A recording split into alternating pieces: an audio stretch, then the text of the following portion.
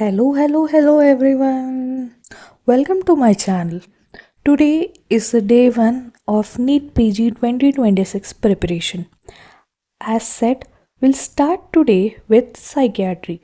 Psychiatry is a short subject and we'll do it in 20-minute slot every day, like from today till it gets completed.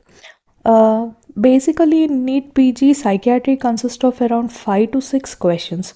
So it is important, easily understandable, and easily retainable subject. So let's start with psychiatry today. Now, let's start with general psychiatry. Firstly, the term psychiatry is coined by John Rale. Let us repeat again. The term psychiatry is coined by John Rale. In these sessions, we will learn and try to remember things directly in this video itself. Like, we'll remember it here itself so that we'll not forget while revising, and everything doesn't feel so new while revising it after 2 days or 3 days, something like that. Okay, let's start. The term psychiatry is coined by John Rale. We'll repeat it once again. The term psychiatry is coined by John Rale. Now, coming to psychiatric diagnosis. As every diagnosis, history is something which is very important in psychiatric diagnosis. History is very important. But how are we going to get the history of the patients? We are going to get the history of the patient by the patient itself. Sometimes it is yes and sometimes it is no. A psychiatric patient coming into psychiatric OPD doesn't give you his history by himself all the time. So the history of the patient is given by patient informants or attenders who are coming with the patients. But if the information or the history given by everyone, is it reliable? We don't know that. It is not reliable. So only certain reliable information is reliable by certain informants. Who are those informants? Like, how are we going to determine? First thing, biological relationships.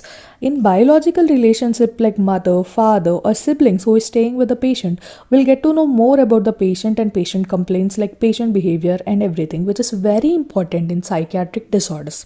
Next, observational skills. If a person having more observational skills can give us more reliable information.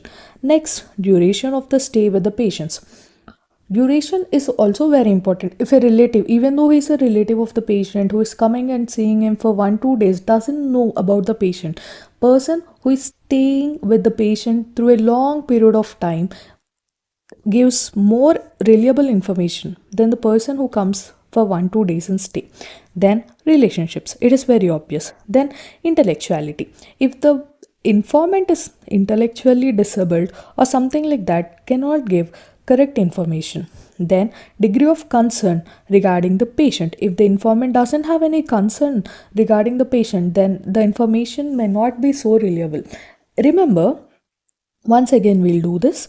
Reliability of information is given by informants is biological relationships, observational skills, duration of the stay, relationship of the patient with the informant, then intellectuality of the informant, then degree of concern regarding the patients. We'll do once again. 1. Biological relationships. 2. Observational skills. 3. Duration of the stay with patients. 4. Relationship. 5. Intellectuality. And 6. Degree of concern.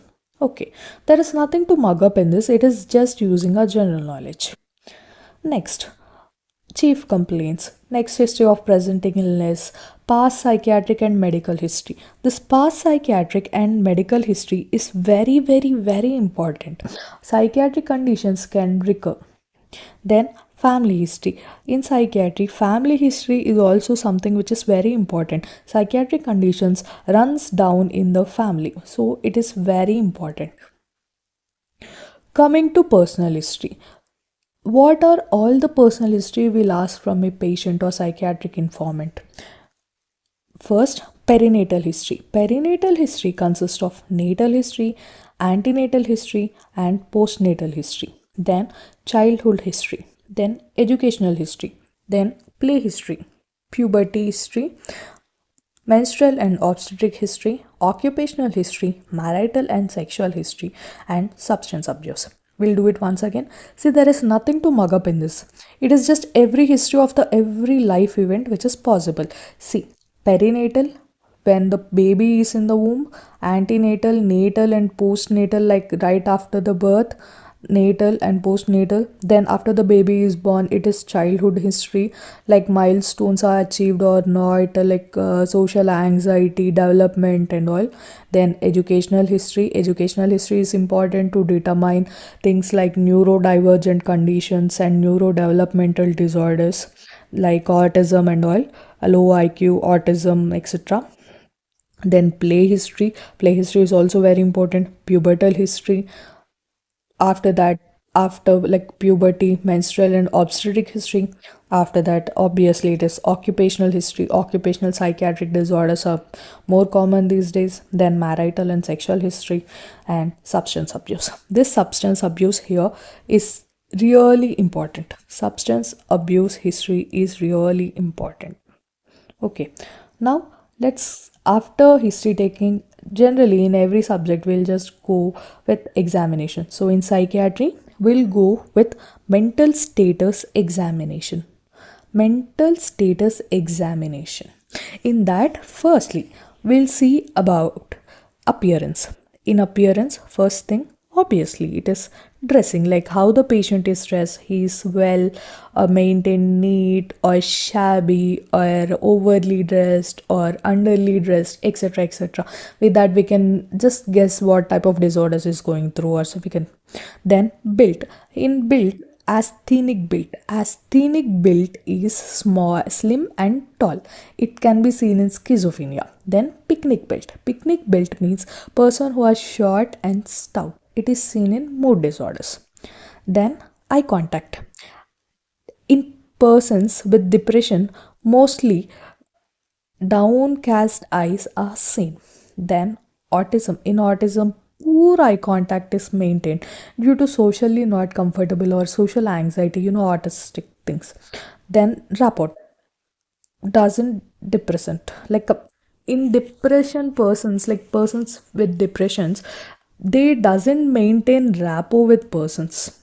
Like if you even go and speak to them, they doesn't care to give reply, or they doesn't start a conversation, or there is no rapport built. Then psychomotor activity. In persons like depression, psychomotor activity is decreased, and mania psychomotor activity is increased. Psychomotor activity is nothing but mind and muscle activity. Then speech rate, volume, coherence, etc. Like what is the rate of speech? How fast is he speaking? In mania, people tend to speak very fast, and in depression, people tend to speak very slow. Then volume, like how many words are they speaking and all. Is it slow? Is it pressured? Is it hesitant? Or what is the pitch? Are they mumbling or slurring or whispering? All those. Coherence, it is very important that person is coherent or non-coherent in his speech. Then thoughts and emotions. So here, all these 8 things consists of mental state examination. Okay, now let's start with thought disorders. Thought disorders, as everyone knows, it's about thoughts. What do thought disorders consist of? First thing, form of thought, content of thoughts, possession of thoughts, and stream of thoughts. Okay, now let us know what is form of thoughts. Form of thoughts is nothing but how a thought is formed, or what is its type. Form of how a thought is formed, like we can understand how a thought is formed. A thoughts, like if someone asks you what happened this particular time at this particular day, you'll just remember everything, recall everything in a systematic manner, in a logical sequence. But in this person, this logical sequence is absent. So the person in which logical sequence is absent, their thoughts are formed in a not a sequence manner, and they are not logical. So it consists of two things. One is loss of association or derailment and neologism. Okay, now coming to content of thought. What is content? Like, you know what is content? Content is what is present inside. So, if a thought is formed, what is present inside that thought tells you content of thoughts. In that content of thought disorders, we have two things. One is delusion, second one is obsession. Then possession of thought disorder. Possession, like how you got it, from where you got this thought or something like that. See, in possession of thought, you have three things: thought insertion, thought withdrawal, and thought broadcast. Then stream of thoughts, like where is it leading? So, stream of thought consists of flight of ideas, slowing, perseveration, and thought block. Okay, now let's do this again. We'll not forget this if we do this again. Thought disorders. We should remember the sequence and what are the what does it includes. First thing is form of thoughts. Form of thoughts means how the thoughts are formed. First one is loss of association, means loss of logical sequencing. One thing and other thing should associate if we speak out logically, but that is lost in this person's. And neologism.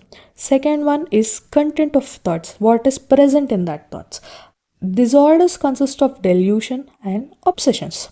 Then possession of thoughts, where or how you got that thought or from where you got that thought. It is thought insertion, thought withdrawal, thought broadcast. Then stream of thought. Stream of thought is where is it leading to. That is stream of thought. Now let's start.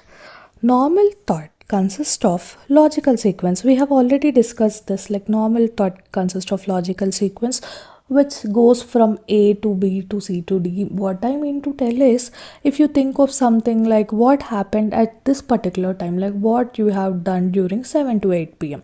Example. So what you will think, like I have went to my room, I sat there, I have opened this book, I have started reading this topic, I have done this and done that, which we follow a sequence which is logical. So a normal thought is always formed from a logical sequence, but in form of thought disorders, there is no logical sequence. So, if logical sequence is lost, then it leads to form of thought disorders. First one in form of thought disorders is loss of association or derailment. Remember this. In loss of association or derailment, association of thoughts from one sequence like A to B to C. I have sat there, I have opened my book, I have turned to this chapter or this page number. This is something called logical sequence. But in this logical sequencing is lost. So the thoughts which they have are disorganized thoughts. If we ask a person like what happened at this particular time, he might tell you that I went there, I read last, I sat, I drank water, something, which are very disorganized. There is no sequencing or logic in this. So this leads to loss of association or derailments, which consist of disorganized thoughts, and those thoughts are usually only understandable by the patient. It is not understandable by us. No logical sequence is present. Then neologisms. Neologism, we all know, neo means new and logism means words. Patient coins new words which he have meaning for that, but none of us know what that exactly means. That is known as neologism. And form of thought disorders are seen in schizophrenia. Let me explain again. Form of thought disorders. There are two form of thought disorders. One is loss of association or derailment. Second one is neologism. Loss of association or derailment. In that, disorganized thoughts are present. Those are not understandable and logical sequence is missing. Then neologism. Neologism means new words. Patients have meanings, but no one can understand. That is neologism. Now Let's revise everything from the first. The term psychiatry is coined by John Rale. In psychiatric diagnosis, history taking is very important. But can we take history from everyone or anyone? No. History taking is done by reliable informants. Reliable informants. Who are those reliable informants? Persons who are having biological relationships, who are having good observational skills, who are intellectual, who have relationships, who have relationship with the patient, like known person or some relative or something like that, and their duration of stay, and lastly, degree of concern regarding patients. Then, chief complaints, history of presenting illness, past psychiatric and medical history, familial history is also very important. Then, coming to personal history, what are all the personal histories which are asked in psychiatric patients? There are 9 things, like just remember it 9. First one, perinatal, childhood, educational, play, puberty, menstrual and obstetric, occupational, marital and sexual history, and substance abuse. We understand this, right?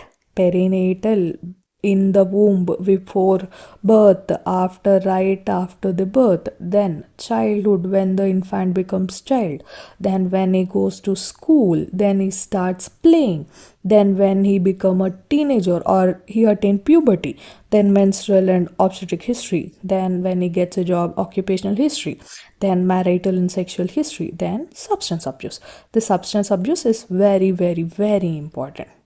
After history, we'll come to mental status examination. In mental status examination, what is the first thing we'll see? It is appearance. Appearance, like how he is or she is dressed, like it is neat or is it shabby or something like that. Then built, how is he built? Asthenic build is seen in schizophrenia and picnic build is seen in mood disorders. Then eye contact. Whether the patient can maintain eye contact with the doctor. In autism, they can't because of social anxiety, and in depression, downcast eyes are seen in most of the people. Then rapport. Whether the patient can build a rapport with the person or the doctor, we'll see that in depression patient, rapport is not built. Then psychomotor activity, speech, like rate, volume, coherence, slurring, fast, slow, everything. Then thoughts and then emotions. Now coming to thought disorders. What are thought disorders? There are 4 thought disorders: form, content, form, content, possession, and stream. What are 4? Form, content, possession, and stream. What do form contains? Form, like how is a thought is formed? It consists of 2 things: loss of association and neologism. Content, what is there in that? Disorders of that: delusion, obsession. Possession, thought insertion, thought withdrawal, thought broadcast. Then stream, like where is the thought leading to? Flight of ideas, slowing, perseveration, and thought block. Now coming to normal thoughts. How are normal thoughts formed? Normal thoughts are formed by logical sequencing of events, like it goes from A to B to C to and D, like that. Then what are form of thought disorders? There are 2 form of thought disorders. One is loss of association and one is neologism. What is loss of association? Loss of logical sequencing of the thoughts. It is seen mostly in schizophrenia. What does it consist of? It consists of disorganized thoughts. Can we understand those disorganized thoughts? No, we can't understand those disorganized thoughts. Is that thoughts have any logical sequence? No, it doesn't have any logical sequence. Then what is neologism? Neo means new, logism means words. Patient coin new words or new terminologies. And does we know the meaning of that? No, only patient knows the meaning of that. That is neologism. We have done our day 1 short subject psychiatry for 20 minutes. Congratulations, guys. We'll be consistent from today. Tomorrow we'll continue day 2. Bye bye. Take care. Thank you.